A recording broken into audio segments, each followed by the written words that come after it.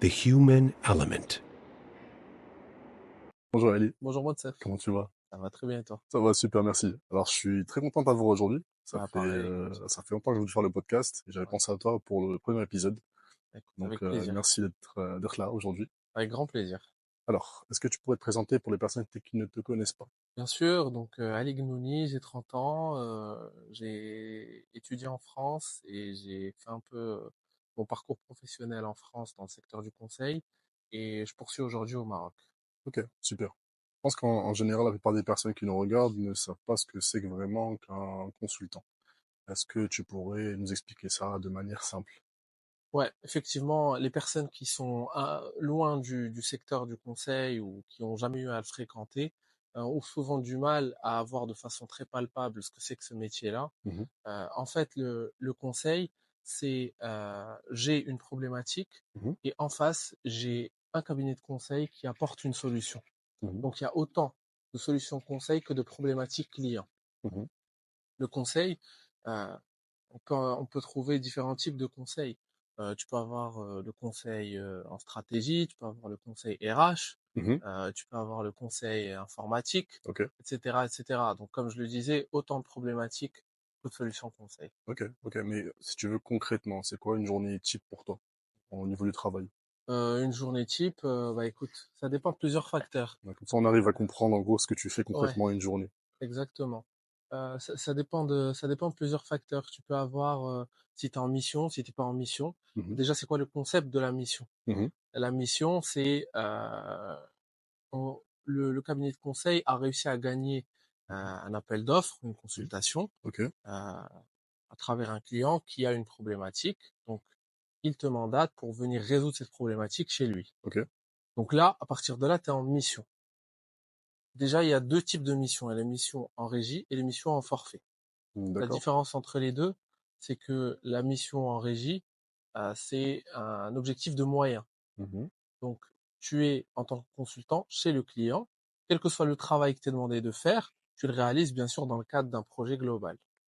La mission forfait, c'est plus un objectif de résultat. mhm, C'est j'ai cette problématique-là, tu me proposes certains livrables A, B, C pour y arriver à telle date avec tant de personnes. ok, Voilà, c'est ok. ça. Et pour revenir peut-être à ta question, parce qu'on est passé un peu du coq à l'âne, Mhm, le conseil, c'est vraiment en fait la capacité de passer en fait d'une problématique, de proposer étape par étape mhm, des solutions pour arriver au résultat final. Une journée type, c'est généralement tu travailles sur tes livrables et tu mhm. travailles sur les différentes étapes Est-ce qu'il y a des heures qui te précises, permettent des heures d'arriver. fixes? Bah écoute, déjà, est-ce que tu es dans le cabinet ou est-ce que tu es chez le client? Mhm. Ça, c'est Ça joue. la question numéro un. Mhm, La question numéro 2, c'est quel type de conseil tu fais? mhm, Mais généralement, bon, en termes d'horaire, tu peux être sur du 9 heures, généralement 19 heures, mhm. et dans certains cas, tu peux prolonger jusqu'à 20 heures, 21 heures. Ça dépend du Mais projet c'est en plus général. exceptionnel, ouais, c'est Ok, plus exceptionnel. ok. Mais c'est vrai que tu as le mythe du consultant qui travaille jusqu'à 2 heures du matin. Mhm, Ça existe, mais mhm. pas partout. Ok, Moi, je connais des cabinets où tu peux terminer à 17 heures ou 17h30. ok. Parce qu'en fait, on a aussi un autre mythe, c'est par rapport à l'afterwork. L'afterwork. Ouais. Donc, je vois souvent sur LinkedIn des posts d'afterwork au niveau des cabinets, on va dire les plus connus. Est-ce que c'est vrai? Alors, t'arrives pas le lundi et tu trouves un afterwork Mhm. à 8 heures du matin, Ça aurait non? été bien. Ça aurait été bien. Les afterwork, enfin, je pense que ça dépend des cabinets de conseil. Tu as des cabinets de conseil qui essaient d'instaurer ça comme un rituel toutes les semaines ou en milieu de semaine ou toutes les 2 semaines.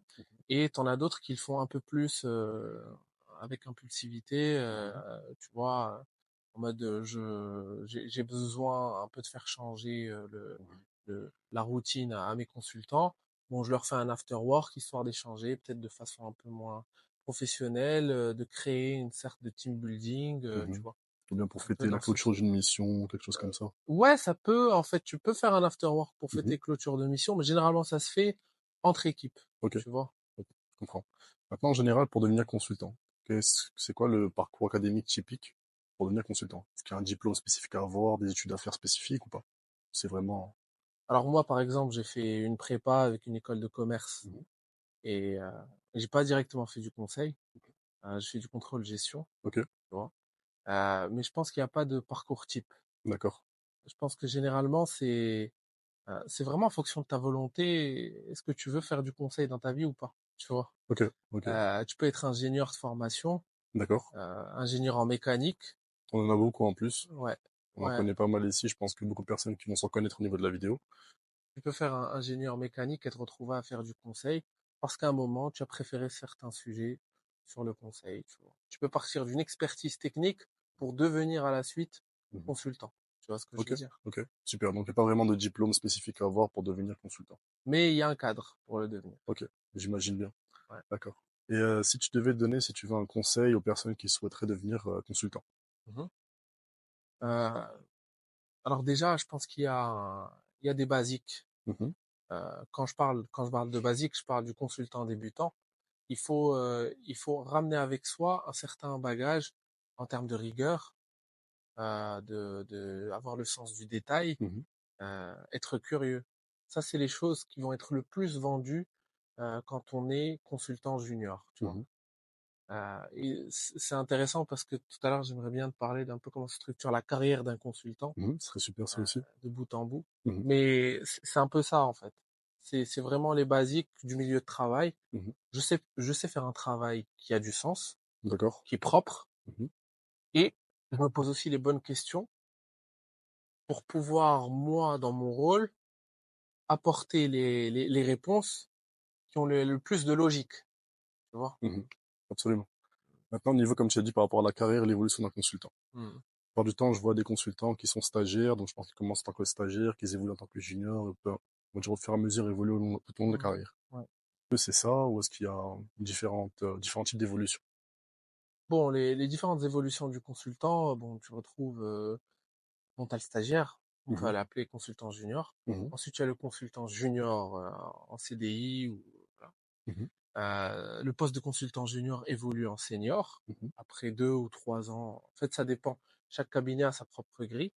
Ensuite, naturellement, tu évolues vers les rôles de manager où tu as un peu plus, t'as un peu moins de livrables, plus de commercial à faire. Tu te responsabilises sur les missions, c'est toi qui vas en front. mhm, Ensuite, tu as le senior manager. Donc, c'est un manager, mais avec de l'expérience, mhm. en quelque sorte. Ok, Et ensuite, tu as le poste de directeur partner où tu es un associé, tu as un certain portefeuille qui est assez conséquent en termes de clients et qui te permet d'apporter du chiffre d'affaires. ok, super. Et là, on parle de peut-être, bon, tirer de bout en bout, ça doit faire, pour être de junior à directeur, entre 12 et 15 ans, quoi. Ok, d'accord. C'est pas mal d'expérience, pas mal de boulot, j'imagine. Donc, ok, je pense qu'on a une idée globale du conseil. Je te remercie en tout cas pour tes explications. Bah, c'est moi qui te remercie pour l'invitation. Merci d'être venu aussi et je te souhaite une très bonne journée. Merci, toi aussi. Salut. Ah, j'ai l'introduction. Alors, tu es prêt? C'est bien. Ah, ouf, ouais, ouais, Regarde, la coupe est ah, rame. on va comparer. Ouais.